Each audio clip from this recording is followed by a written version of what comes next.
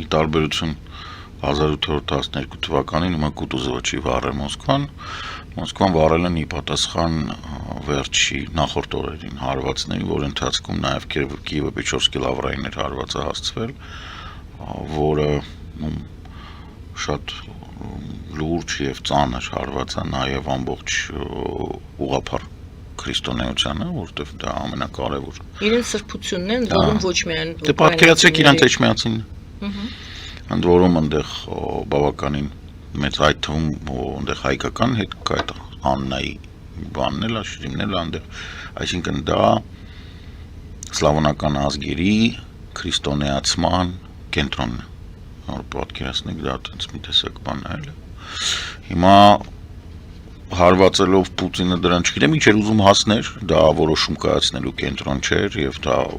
բան չէր, որովհետեւ կերպ, որովհետեւ ազդեցություն չէր կարող թողնել ոչ բարոյական, ոչ քաղաքական, ոչ տնտեսական, ոչ մի ընդհանրապես։ Բայց հարվածը հասցրել է եւ ի պատասխան ոնց որ պետքա վճարեն, իրանք արդեն պետքա դրա համար վճարեն։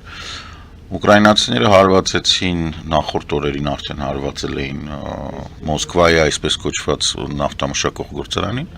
որը ապահովում է Մոսկվայի բենզինի եւ մոսկովյան շրջանի, հա, Մոսկովսկի օբլաստ, այնց Մոսկովսկի ռեգիոն մեծ, այնց չգիտեմ ոնց են թարգմանում այրեն։ Մոսկվայի մարզի լավ, այնց դա քաղաքն է եւ Մոսկվայի շրջանը։ Դրա զգալի մասը մոտ 40% բենզինների, ընդ որում ինքը նոր էր կառուցված, մտել է արտադրություն իր 100%-անց արտադրություն, այսինքն լրիվ թարմա 20 թվականին, ինքը ամբողջությամբ նոր է։ Սպիտակ, այսպես կոչված սպիտակ կամ բաց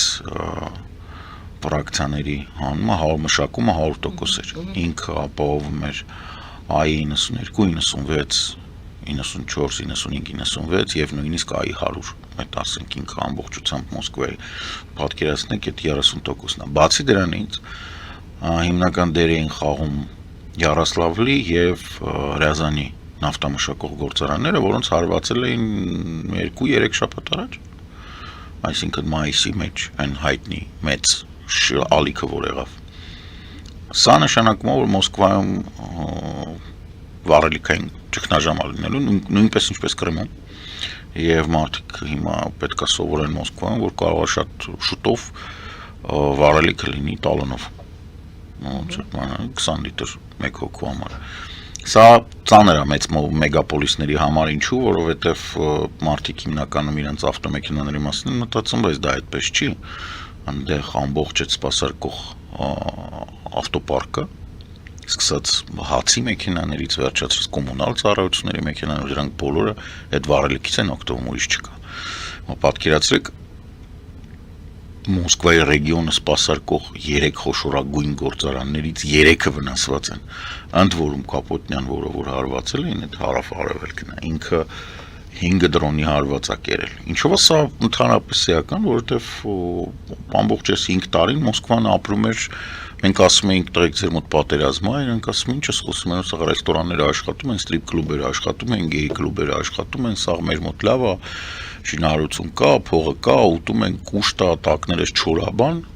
բարև ձեզ։ Հիմա չորա, նավթային անձրևներ են սկսել, նույնպես ոնց որ Թեհրանում է։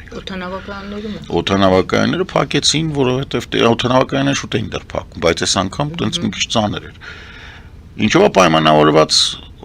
ընդհանուր առմամբ ռուսական տեղեկատվական սեգմենտում, այդ թվում այսպես կոչված Z բլոգերների կամ YN բլոգերների մոտ այդ հիստերիկությունը կապված է նրա հետ, որ կար պայմանագիր Պուտինի եւ պուտինոիդների միջև, որ դուք հանգիստ ապրեք, բայց Մոսկվային բան չի լինի։ Այսինքն պատերազմը ձեզ չի վերաբերվում, Մոսկվայից ամենացածր մոբիլիզացիոն ռեսուրսը վերցրեցին,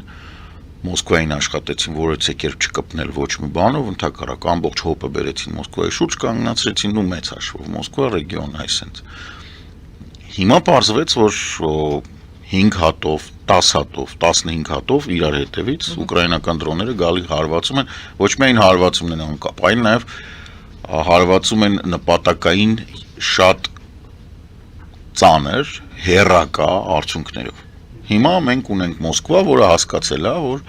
իրանց ոչ մի չի պահում։ Եվ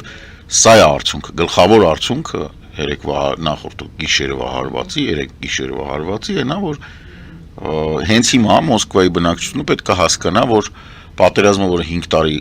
ամեն ինչ անում են, որ չնկատեն, եկել է իրանց տուն։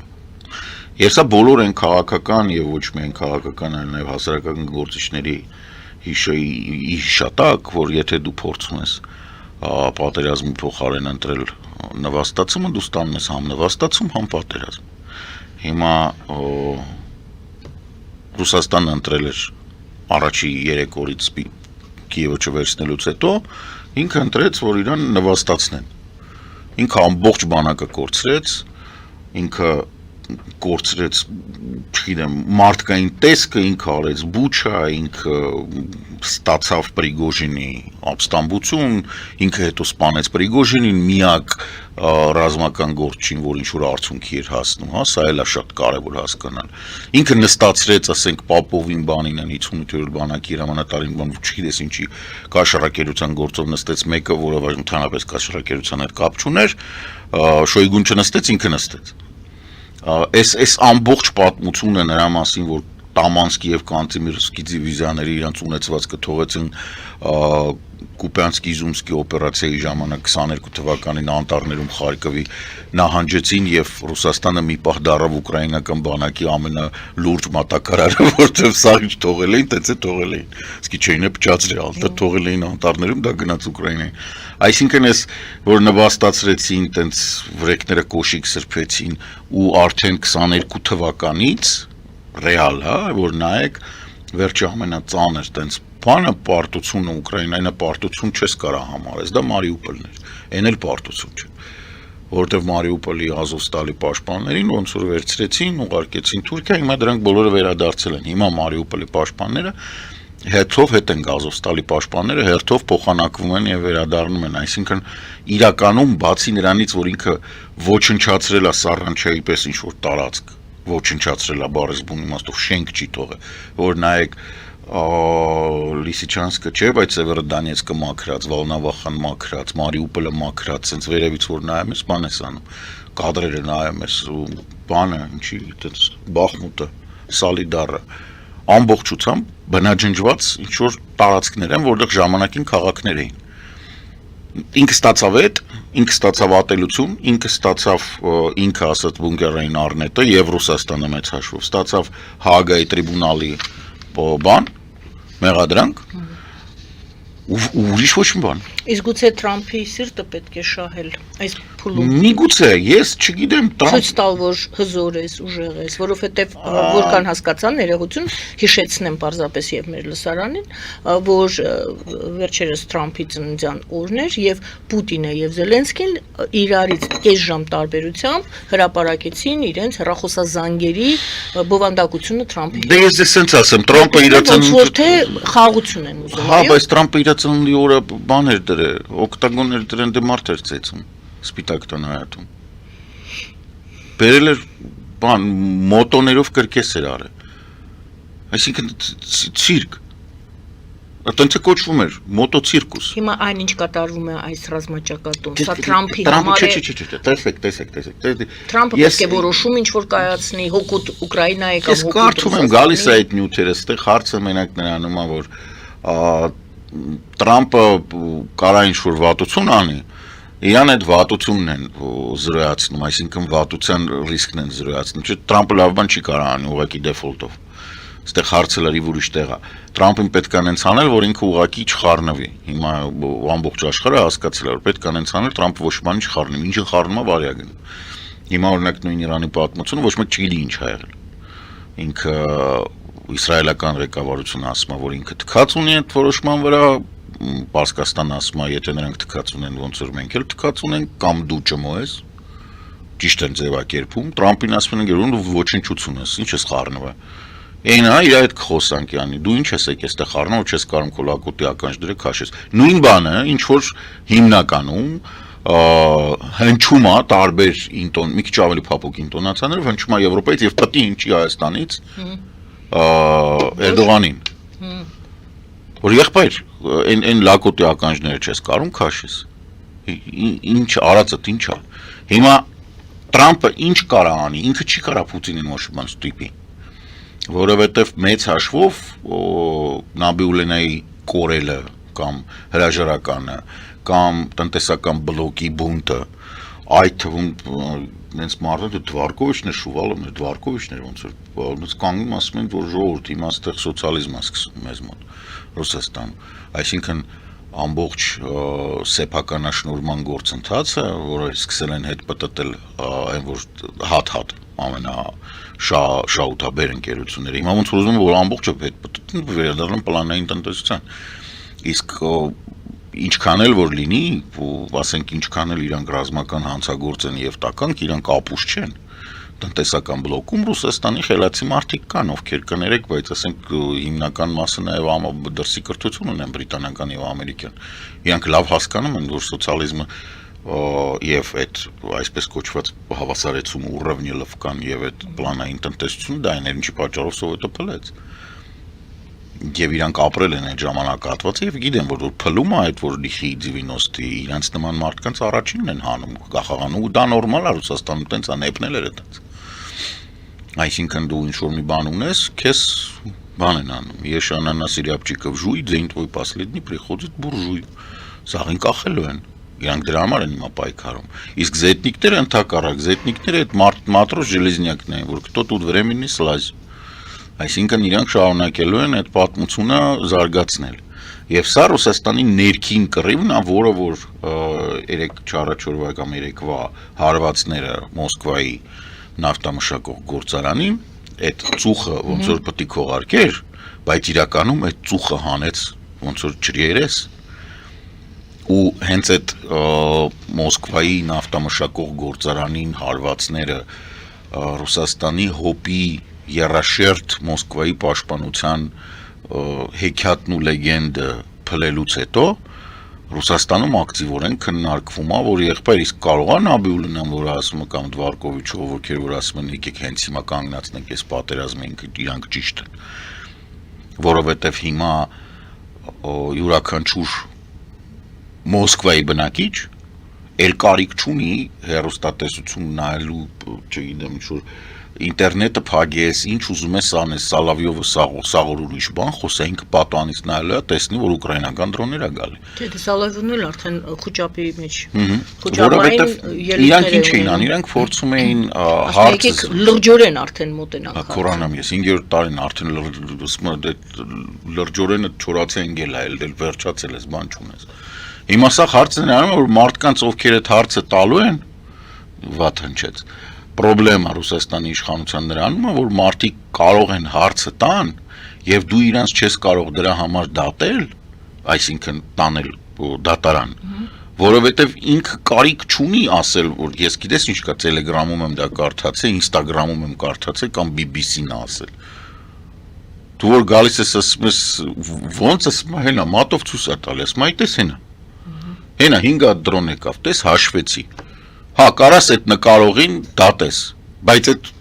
Մոսկվայի մեջով է գալիս, դες չի որ այդ մեկն էր տես։ Մոսկվայի վրա է գալիս։ Առաջին պատերազմ բարի համար, չգիտեմ առաջ թե հիմա էլ, դատ էր հասնում եւ Իհարկե, դատարկ սպիտակ թղթի համար էր դատ հասնում։ Դատ էր, եւ հիմա էլ։ Այսինքն սա էսկալացիա է կոչվում, ինչ է կոչվում, ինչ փուլ է եւ ուր է տանում, սա ավելի Էսկալացիոն փուլ կարող ենք ասել, սա շարունակաբար ռուսական զորամիավորումների առաջխաղացման տապալումն է, որը որ վերջի 2-3 ամսում գրանցվում է, որ իրանք կամ 0 կամ նույնիսկ տարածք մեծ հաշվով կորցնում են ամսվա կտրվածքով կամ ձեռք են բերում եւ սա համընկել է Զելենսկու բանի հետ, հայտարարության հետ, որ մենք ձեզ առաջարկում ենք կանգնել, կասեցնել շփման գծով։ Պուտինը շատ կոպիտ հիշում եք պատասխանեց, այդ ոնց որ թե մեր այդ բանից հետո էր, այլ հետո ավելի կոպիտ պատասխանեց, հետո տենց ամեն անգամ կոպիտ պատասխանելուց հետո ինքը ստանում է նոր ալիք, ընդ որում ուկրաինական Սենց ասեմ, լավ, արդեն իսկ թևավոր հրթիռների օգտագործումը մասնավորապես վերջի բանը ֆլամինգոն, որը վերջի բանն է, ձեռք բերում, արտադրանքն է, ոչ մեկին չի զարմացնում, հիշեցնում անցած տարի որ ֆլամինգոն հանեցին, բլոգերները այդ թվում այնպես չի որ ուսամետ ասում էին, որ սա չի կարող աշխատել։ Բայց մենք հիմա տեսնում ենք ֆլամինգոն աշխատում է։ Որ ասենք, չգիտեմ, Սալիդարում, Սիկտիվկարում բանում չուր մարդիկ բան են հայտարարում, օդային տագնապ են հայտարարում, ընդ որում հրթիռային։ Իսկ դա ոնց որ թե ֆլամինգոյի շարավիղը 3000 կիլոմետր է, քիչ չի։ Ինքը Ուրալից են կողմ հասնում է եւ մեծ հաշվով, եթե Զելենսկու հայտարարությունը այն մասին, որ Ուկրաինան պատրաստում է 4.5-ից 5 միլիոն դրոն տարեկան արտադրել եւ մոտարապես 300-ից 400 հրթիռ, այդ մեկը ոնց որ թե բայց մենակ ֆլամինգոյի մասին է խոսքը, որտեղ Նեպտուններն են արտադրում, դրանք փոքր բան է, կլասիֆիկացիան տարբեր է։ Եթե ինքը 500 հրթիռ տարեկան կարողացավ դնի ոնց որ հոսքագծի վրա։ Հա, հոսքագծով տարեկան 500 դու ունենաս։ Ռուսաստանից քարի վրա չի մնա։ Այսինքն սա չի գնում դեպի կանգնացնել, այլ գնում է դեպի ավելի Ես վստահ եմ, ճիշտ եք ասում, չի գնում, բայց ես վստահ եմ, որ այն պահին, երբ որ Ռուսաստանում այն որ ասում են շոբվնսկանավ, երբ որ Պուտինը սատկի նոր իշխանությունը, որ պահին ասի մենք համաձայն ենք կկանգնի, այսինքն սա ոչ թե շղթայական ռեակցիա է, էսկալացիա, որը որ հիմնականում ասենք տենց կարա լինի, որտեղ օրինակ չգիտեմ հայ-ադրբեջանական պատերազմ, դա կլինի շղթայական, դա չի կանգնի, դա կառավարելի չի, դա ասենք ստեղից բորբոքի ակցիա, ստեղ սաղ վիրավորված են, բան հիմնականում տենց ապուշ դուրս տվողները երկրից դուրս տենց իրենց մեծ բանի տեղ դրած, որ հելեք գնացեք, կտրեք, բրթեք բան, բայց ասում եմ մեկա մենք ենք գնալու կռվենք ու դա չի կանգնելու։ Հիմա արդեն ռուս-ուկրաինականը ինքը կառավարելի էսկալացիա, ինքը հիմա ոչ թե էսկալացիա, այլ վատ այդ